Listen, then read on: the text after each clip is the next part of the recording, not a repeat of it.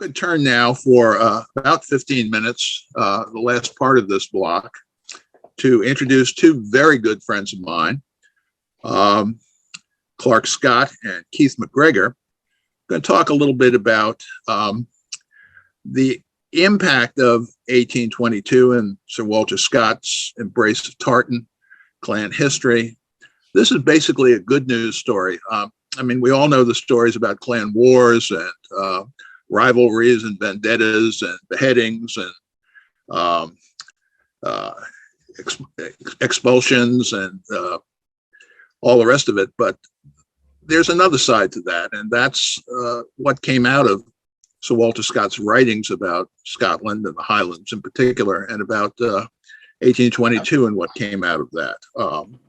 So Clark Scott is going to speak to us. He is the vice president of the Clan Scott Society and a former president of that society. He's also a colleague of mine in COSCA. He's our longtime treasurer. And before he retired, Clark worked for the Department of Homeland Security and was involved in the management of the Sky Marshal program. He's not going to be talking to us about that today, but if you have a chance to meet Clark and talk to him, get some of those Sky Marshal stories out of him because they're very, very interesting. Keith MacGregor is going to follow Clark. Keith, also a longtime friend, is a North American board member for the Clan Gregor Society and is a former TV producer for Fox News and had quite a bit to do with the creation of, I think, America Has Talent. Is that correct? American Idol. American Idol, pardon me. So they've both got some very interesting backgrounds that we don't have time to talk about today, but we do want to hear from them on the subject of 1822 and the follow-up from that. Clark, you're on. You have to unmute, Clark. Unmute your speaker. There you go. Okay. Thank you, John, for that introduction, and good afternoon to everyone.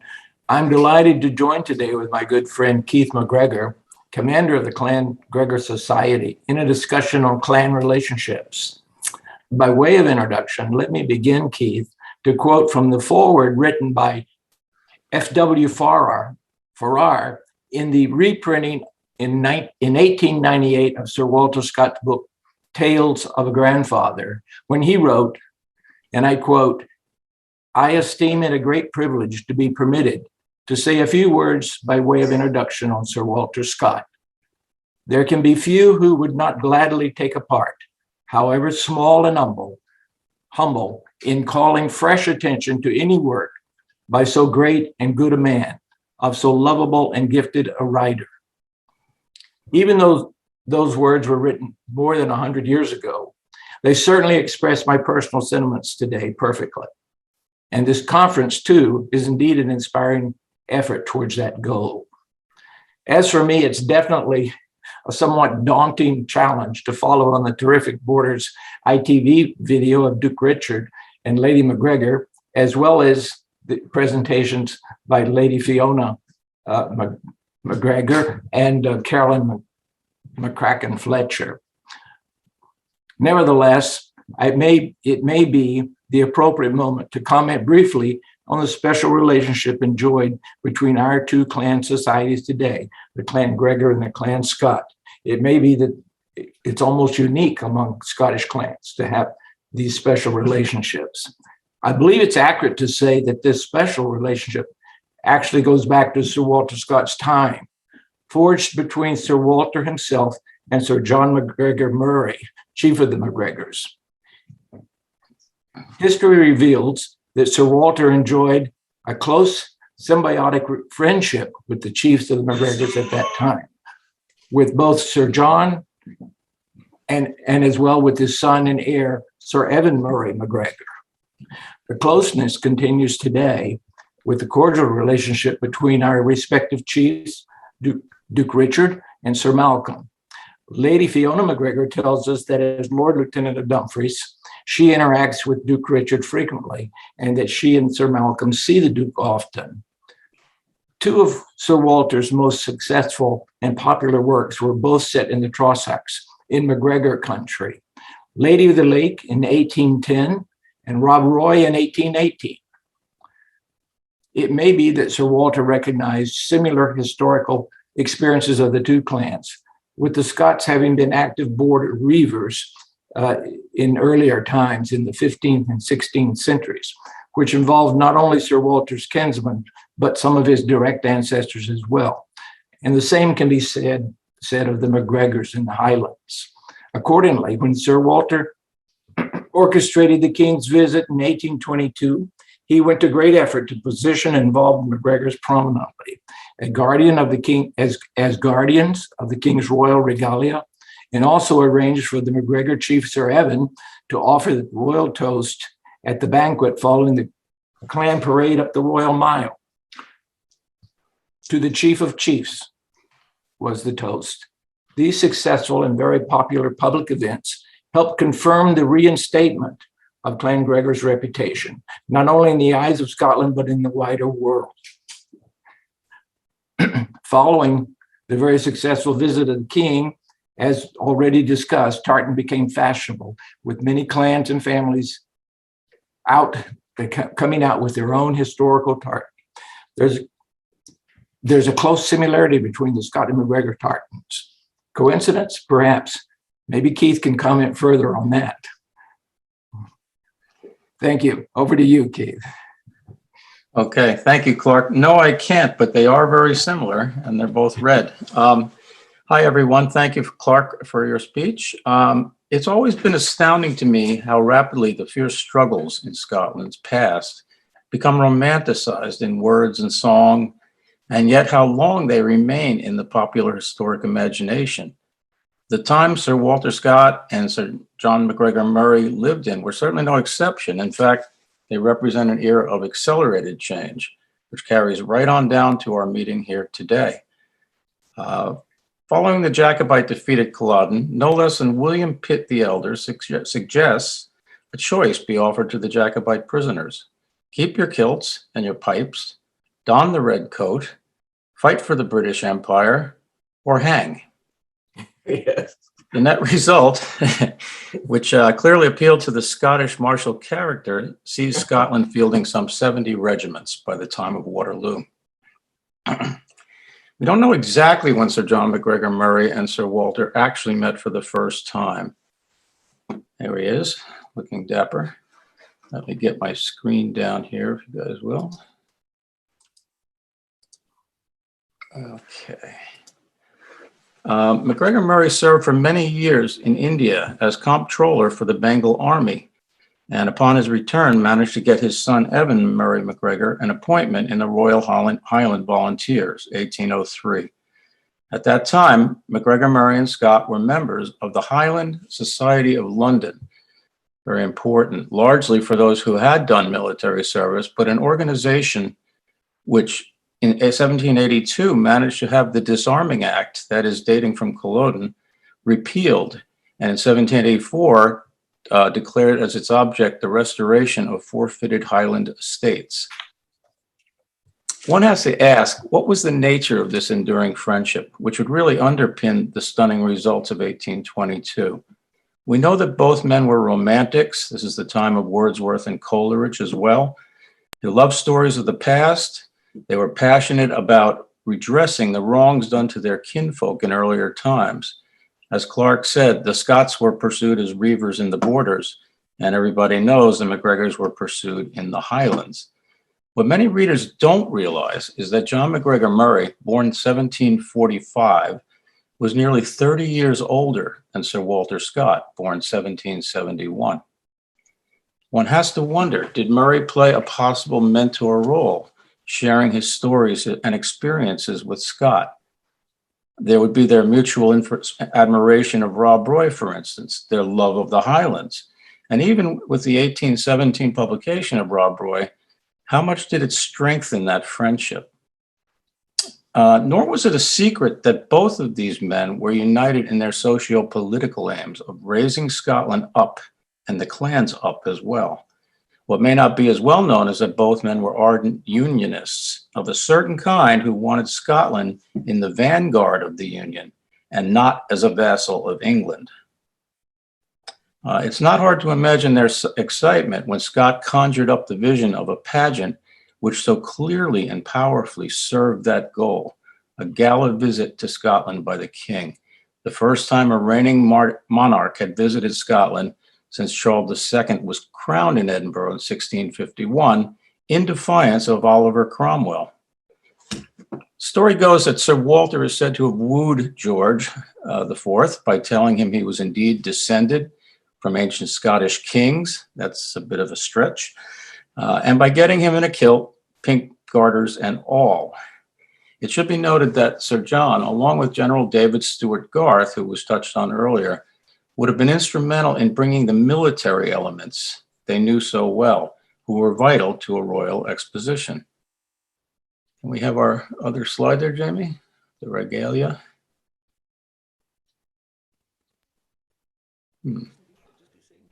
Not sure if you've got that or not. This painting, if we've got it, let me just see. Yeah, I'm not having it. I think we showed it before, but maybe we can show it again. There it is. That one up for a minute, John, if you would, okay? This is, of course, the delivery of the regalia to Edinburgh Castle.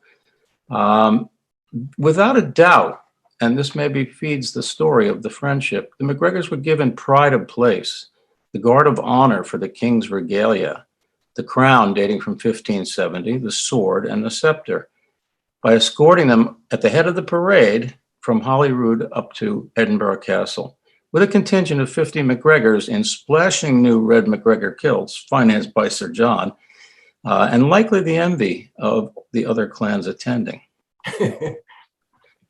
Sadly, John MacGregor Murray dies in June of 1822, just 2 months before the king's visit. We have diary entries for him a year earlier when he travels to Glenorchy, the MacGregor homeland, to see Dalmally Kirk, where the carved stone monuments of his ancestors lay. But it will be his son, Sir Evan Murray MacGregor, who leads the MacGregors as chief in the 1822 march. Nor is Sir Evan less of an inspiration than his father. He's cited for his leadership during the harsh peninsular campaign in the early Napoleonic Wars. Evan is chosen to command a Scottish regiment in the Anglo-Maratha Wars in India, 1817 to 19. In attempting to take the surrender of the Kildare, that is commander of Fort Talnear, Evan and a small party of men, including his cousin Peter, are treacherously ambushed outside the fort. Peter is shot dead, and Evan receives 14 wounds, including slashes to his face and nearly having his right arm cut off. When the Scots break through, the Kildare is hung over the outer wall and no prisoners are taken. This event will end Evan's military career, and it's much to his credit, a mere 5 years later, he ably leads the MacGregor contingent up the Royal Mile to present the king's honors. He is memorialized in his toast, mentioned by Clark, during the royal banquet at Holyrood to the Chief of Chiefs, the King. In the aftermath of the Celtic revival, the King's Jaunt, or as others called it, the 21 Daft Days, we note the establishment of the first Scottish clan societies, which now exist around the world. In 1823, supported by a petition of some 2,600 names, the Clan Gregor Society of Scotland becomes the third clan to confirm that status. In closing, much of the successful transition and elevating the Highlanders of the 19th century is owed to Scott's pen and his knack for really embracing Scottish history in a new and different way.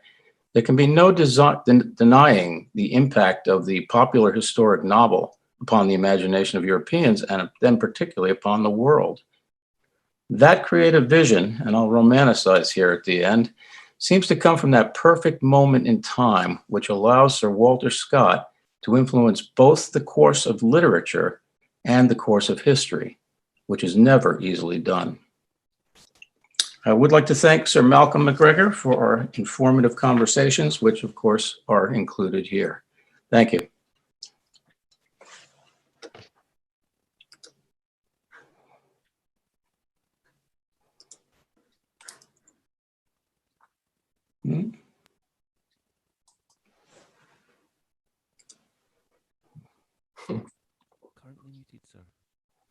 Currently muted, sir. John, you're muted. Sorry. From Stephen Maxwell.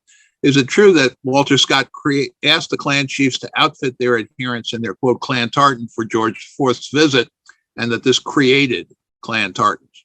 Anybody want to take a stab at that? It's a very controversial subject, complicated subject. In a nutshell, anybody? Probably Carolyn think McCracken Fletcher might be able to best respond to that. keep in mind that there is in the National Museum of Scotland something called the Falkirk fragment.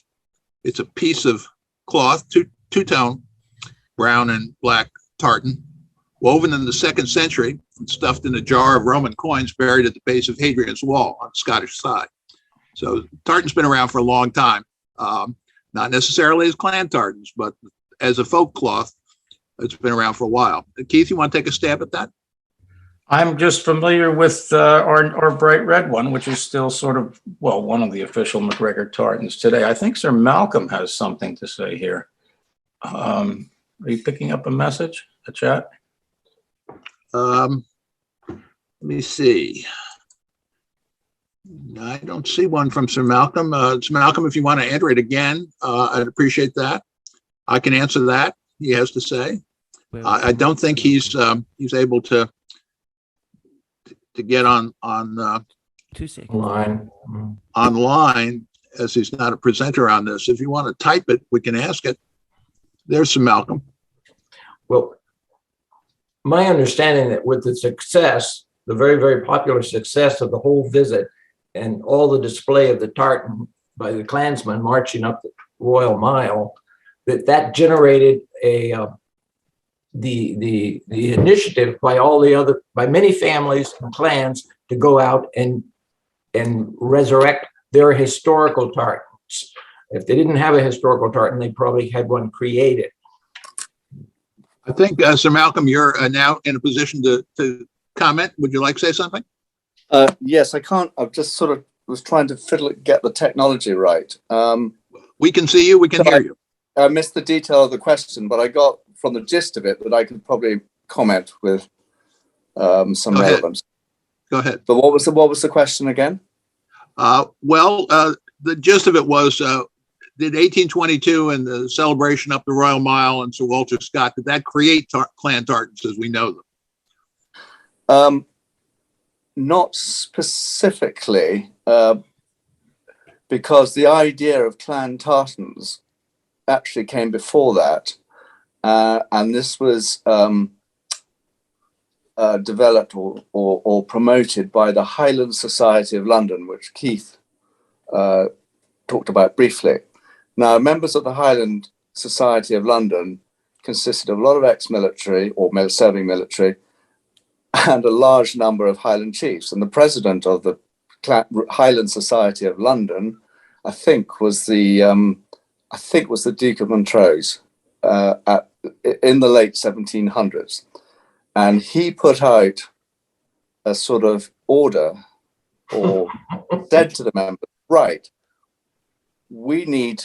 the army has their own, each regiment in the Highlands and the Lowlands now have tartan.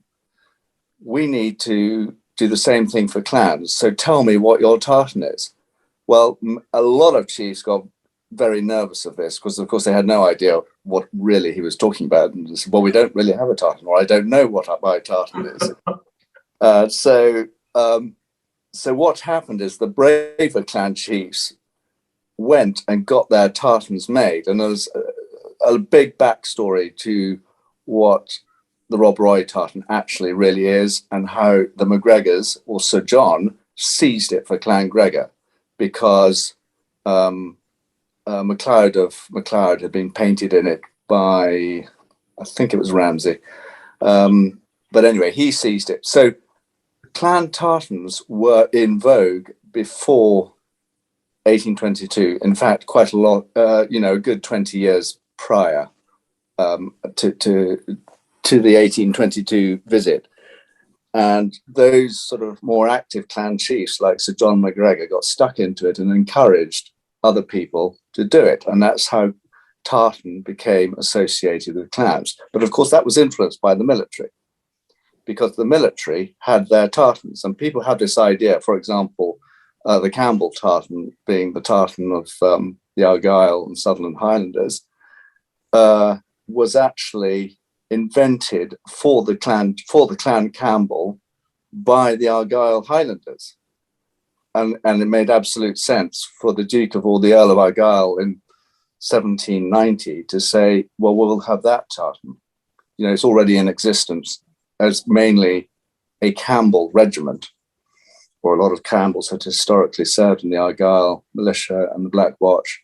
So 1822 was the manifestation, if you like, of clan tartans. It was on full display for everybody to see. And I bet you that in 1822, people said, gosh, what, you know, that's amazing. They've got clans wearing the same tartan. That's an unusual one. And how did this happen? And it was the Highland Society of London that did it. This is a subject that, of course, is complex, and we could talk for a long time about it. We don't have time today. We will talk about it in the future at a snack conference and elsewhere at Tartan Day. I promise you. Thank you all very much for joining us.